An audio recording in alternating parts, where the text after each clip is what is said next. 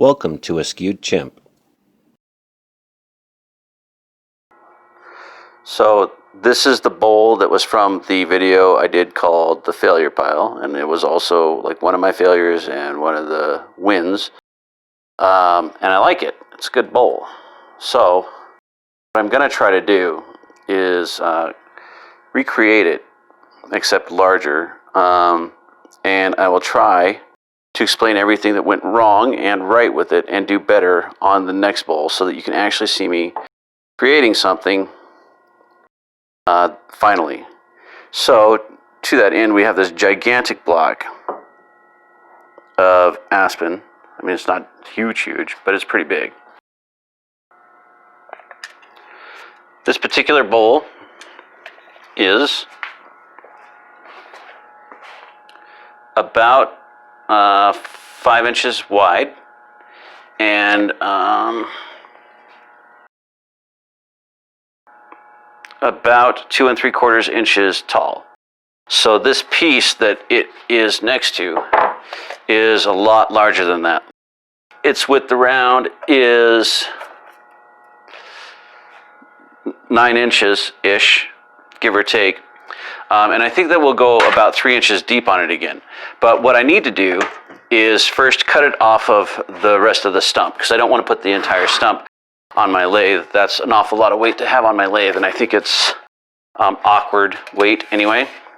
Plus the whole thing is 22.5 inches long, which is a lot of weight extended out on the lathe. So I'm just going to cut off the part that I'm going to use right now, and I'll go ahead and do that with a chainsaw. I don't have a bandsaw, so this becomes challenging because trying to get, you want every side that you cut to be as flat as possible and as squared up as possible, just because it saves on wood and it also saves on your effort, to be honest with you. But I have to do this with a chainsaw because I don't have a bandsaw, so that's going to take me a little bit. I'm sure you're not interested in watching that, so there we go.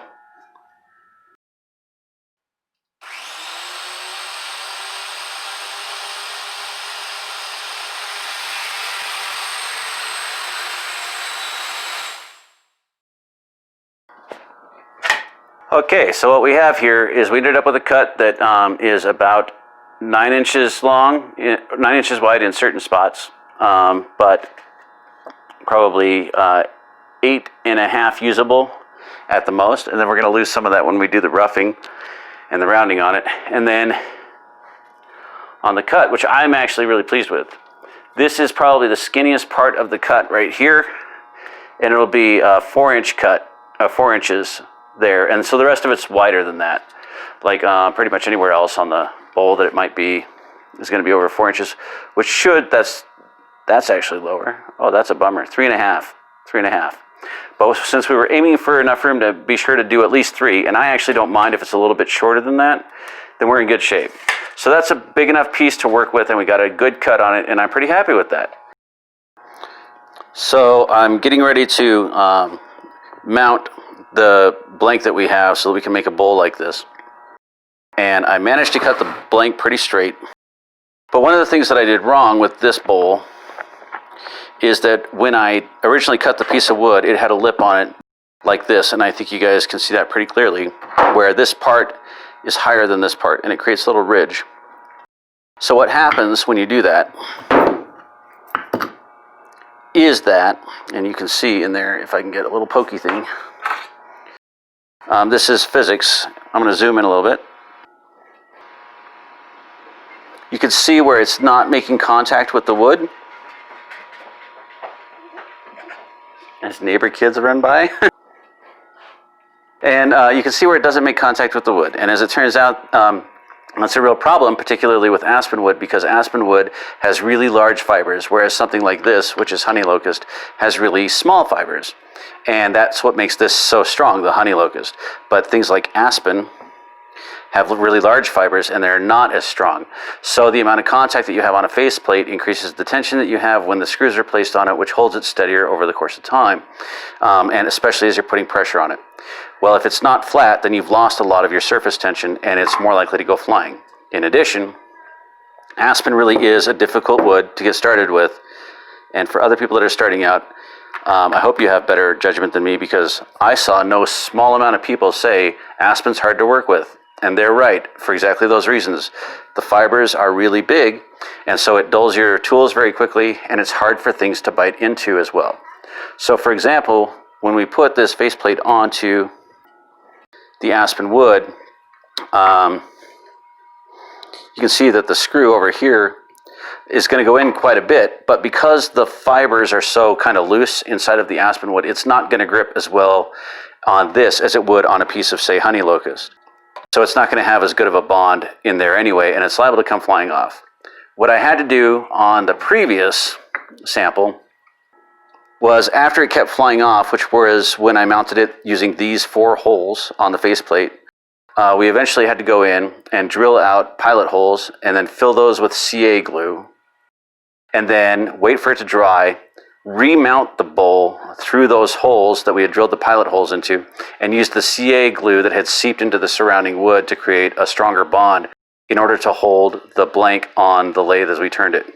I'm going to try it without the glue on this piece, and we'll see how that goes today. I'm pretty confident that's going to go airborne, but we'll see. Okay, so I've evaluated my options, and I've decided that since this Aspen wood is kind of difficult to keep on the lathe to begin with, I've decided to go with longer screws than I'd originally anticipated. So I'm going to drill the pilot holes for them. I've already got the faceplate roughly centered.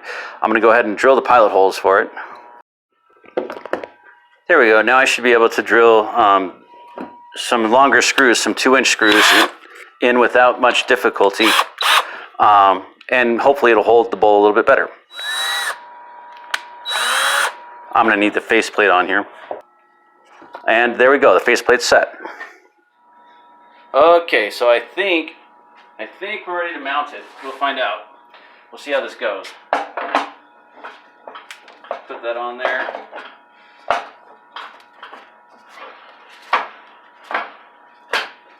Oh, well, that'll save me some time roughing it out. That's great.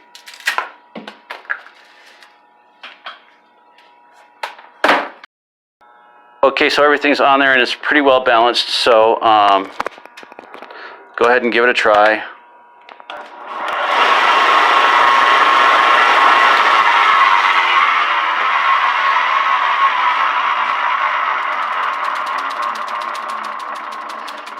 And I think that is going to work just fine for what we're trying to do. So let me just get some stuff set up and we'll get going. So while y'all are watching this, I wanted to take this time, because you don't want to just hear the clanking of the lathe.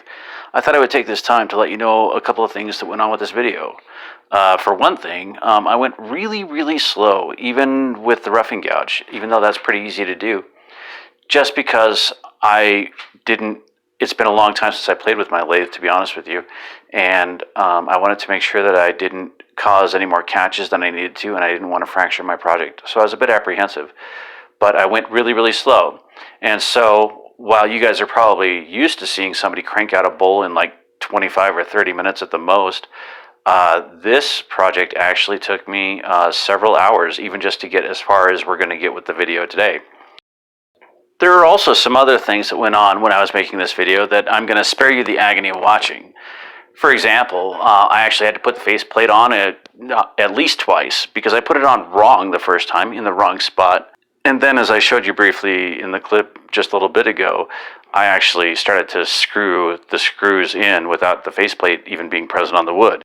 And so it's these kinds of simple mistakes that take me an enormous amount of time to do even the simplest project. One of the other things that I'm still learning about is stuff like camera placement. So in this case, I actually had some people nearby, and what's causing the occasional blur that you'll see throughout this video, once or twice at least, is somebody would slightly move the camera, which was helpful because I had it in a position that it could have been placed better in. So they were helping me out by moving the camera, but that's why the camera has to refocus. Whereas if I was more attentive to it, I probably wouldn't need to worry about that. But that's why the camera's blurring in and out.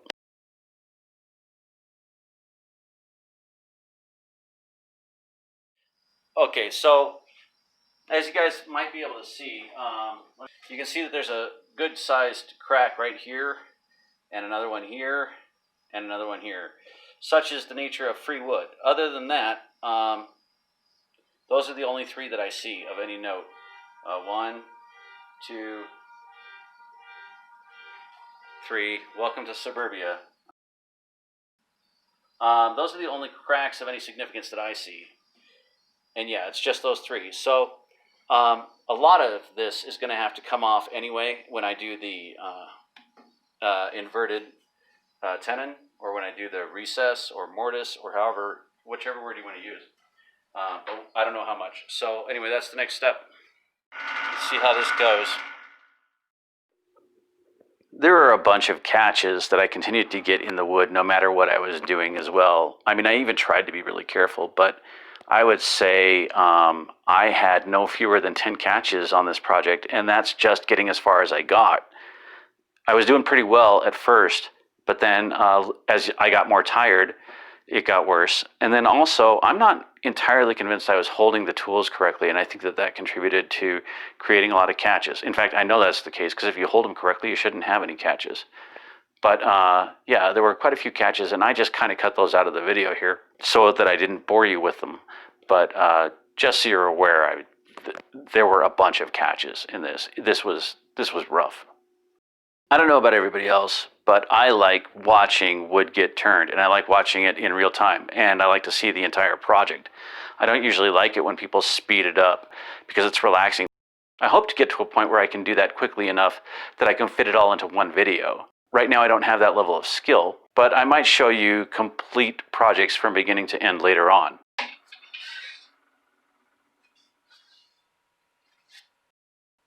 So this is crack number 1 that has this going through it, and that's going to have to be remedied.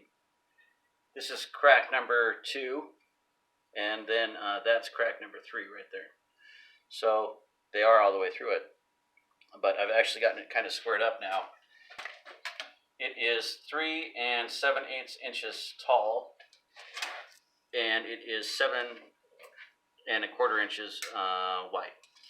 So not too bad. And it's kind of squared up.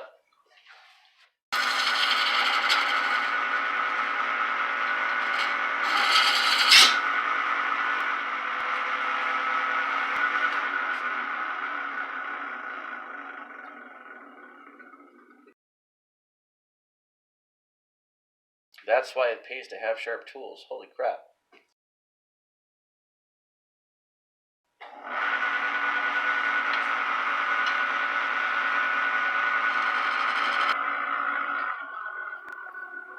I did eventually work out most of the catches, but it took me a lot more wood off of the bottom than I would have preferred. But I guess that's part of the learning experience.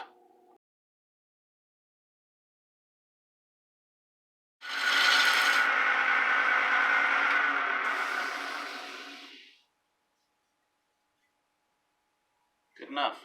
Okay. After I finally got all of the catches worked out, I finally did manage to get to where I could put the mortise into place. Unfortunately, I'm not real sure how to do this if you don't have a reverse chuck tool. I saw people talking about using a skew in order to do it, and I also saw people using just a straight parting tool. I had tried to use, actually I tried to use every tool that I had, and none of them seemed to be doing it the way that I thought it should be done. So I ended up using a parting tool ultimately, and that's how I got the mortise set. This did leave me with one problem, though. Okay, guys, I'm having a bit of a problem here in that, let me show you.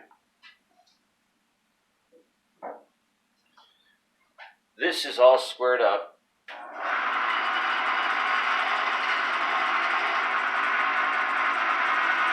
This edge is all squared up.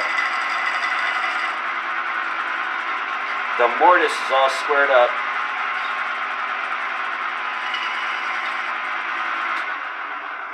Every part of this is as squared up as I could possibly get it, at least for my skill level. Everything that I've been working on, or everything that I've done with this thing, checks out. I mean, it's all squared up for the center. So here's the problem that I continue to run into. This is the Supernova 2 chut. And you can see, I mean, it's not sterilized, but it's pretty clean. There's not like a bunch of debris and stuff all over this thing. It's pretty clean.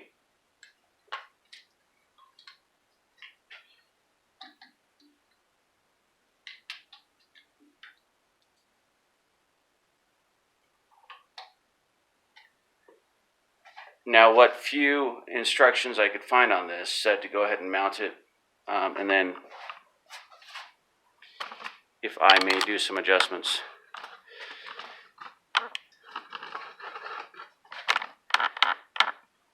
You don't want it resting on the wood itself, meaning right here. But as you can see, there is a gap there, and this is not actually touching the wood. I can see the jaws inside of this. And this is, to the best of my knowledge, put in as squarely as I could get it. But I'm going to start the lathe, and actually I don't even need to start it, do I? You guys can see that. It wobbles. This thing wobbles. Which means that when I take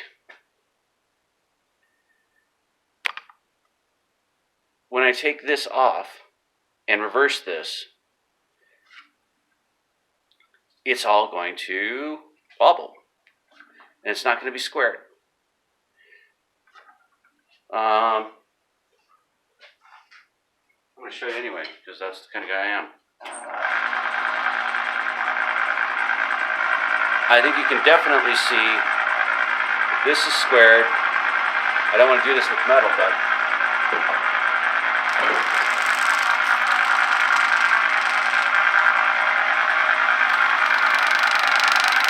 you can definitely tell this is not squared. It's bouncing all over the place. Right? Even on the corner. But if I do it like that, it's really bad. So it's clearly not squared up in the least, which means what I'm going to have to do, and I can't figure out how to square it up. I have looked online, and I have looked for other resources. Everywhere I could think to look, I looked, and I don't know how to square it up. I don't know whether it's an issue with the wood or not. I do know that I made sure, at first I thought it was maybe that I didn't cut it right, so I went in and I recut it, and then I thought maybe I didn't put it in right, so I've tried it several times that way. I've also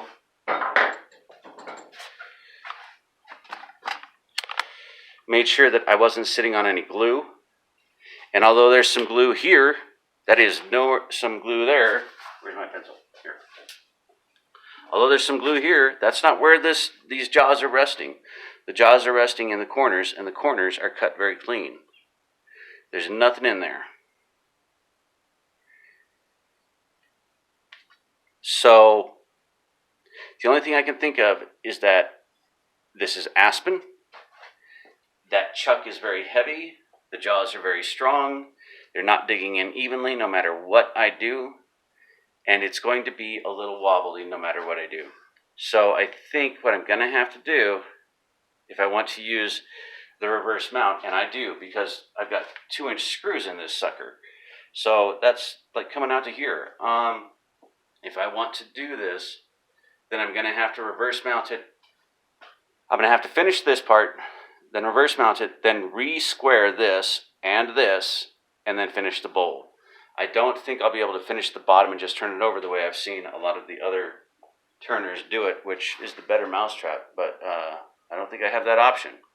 So I don't know, if any of you have any suggestions after the fact, that'd be great, but I'm at a loss. I have tried everything I can to square up this mortise for this chuck to be mounted into, and I cannot seem to get it to work. That's my conundrum for today. But this is how far I've gotten for right now. And so I'll wait until I get a little bit of feedback on how to reverse mount that chuck and why I'm having the issues that I'm having, and see where that leads me. And maybe I'll have something new for you next week.